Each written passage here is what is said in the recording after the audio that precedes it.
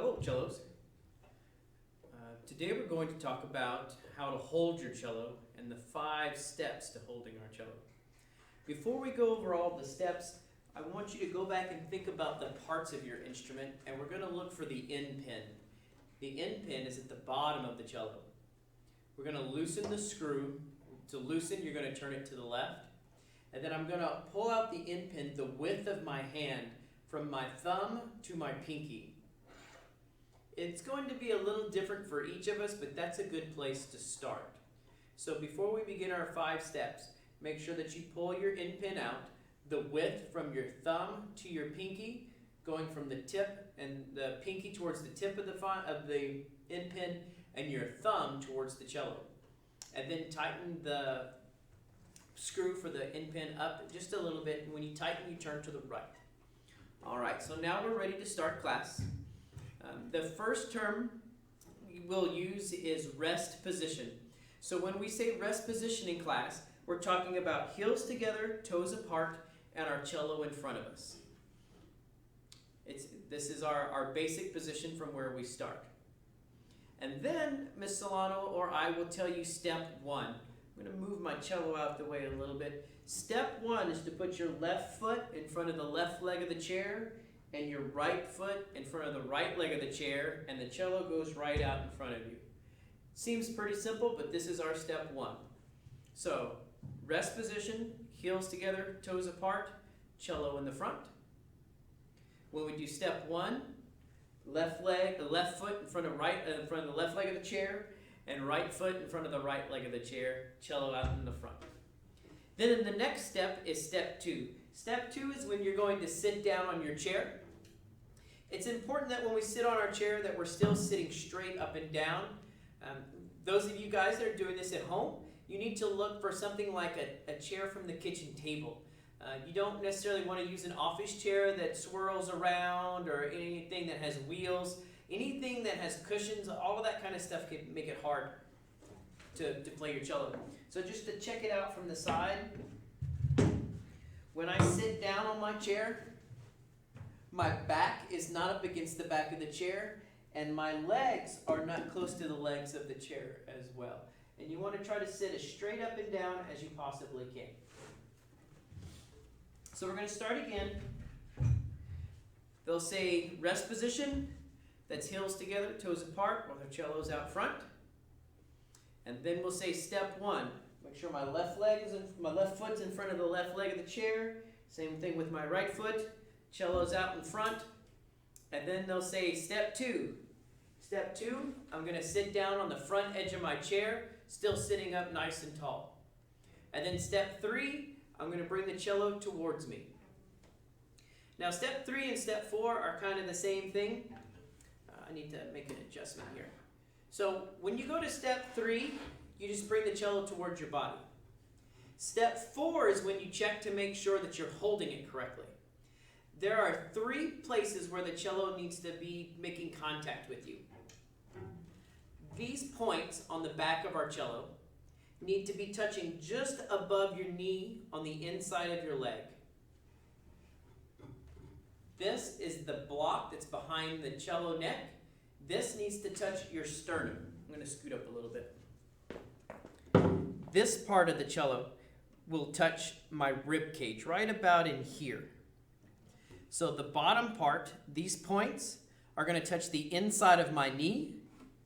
This is going to touch right there in the middle of my chest where my rib cage comes together.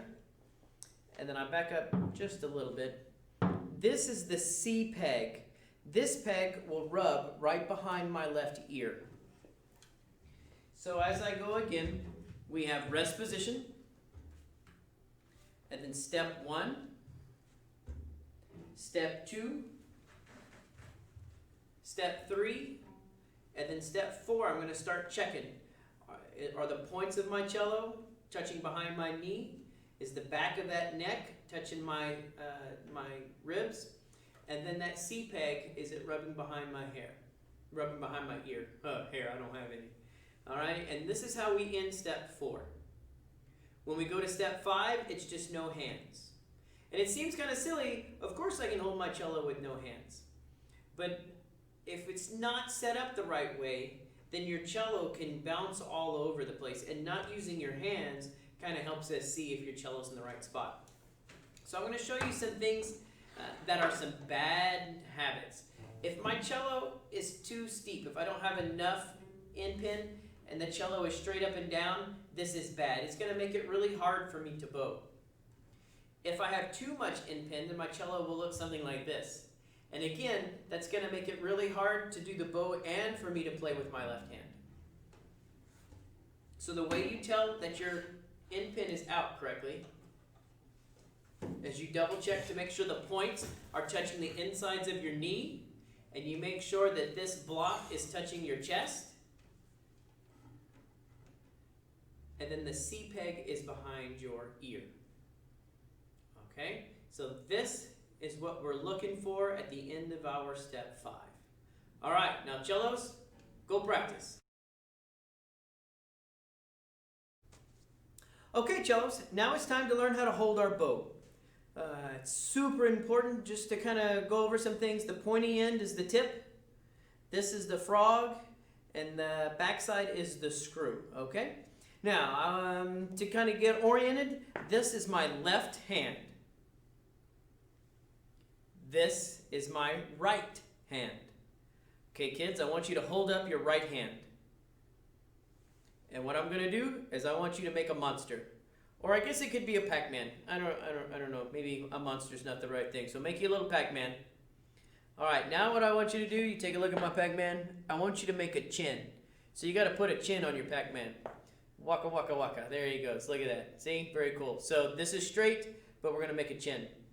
Once you have your Pac-Man set, you're going to feed your bow to the Pac-Man. So now, here we go. You can see my thumb is on the ferrule. The ferrule is that silver piece. All right? And my fingers, we're going to use a big word, my fingers are perpendicular to the bow. So here's the bow, and there's my fingers, and that's the 90-degree angle right there. This would be closer to parallel. See how the angle is increased? So you want your fingers to be perpendicular to the bow. You also notice it's towards the tip of my fingers, not the inside of my hand. So we call this the outside of the hand, and here would be the inside. You want your fingers towards the outside of your hand. Then I'll try to spin around this way so you can see the bow hand a little bit better. So you can see that the tip of my thumb is touching the ferrule. A lot of times when we get started, kids want to do it like this. And then when you see that, the tip of my thumb is not touching the ferrule. This is not how we want to hold our bow. We want to hold our bow with the tip of the thumb there. Trying to make sure everybody can see. And then the last part to look at is that my hand is wide open. So sometimes when kids get started, it looks like that. And there's no space between my hand and the bow. But we really need there to be a big space. So a couple of things. Let's make sure our thumb is curved. And that our fingers are perpendicular to the bow, not parallel, perpendicular. All right, cellos. Now, this is going to feel weird. It's better to practice for like 5 minutes and then take a break and then practice again for 5 minutes. As soon as your hand starts to get tired, just take a break. Don't get a bad habit, all right? It takes a long time to fix a bad habit. So make sure your bow hand is always right. If you feel it starting to hurt, you just take a little break for a little while. Not a big deal. All right, cellos, go practice.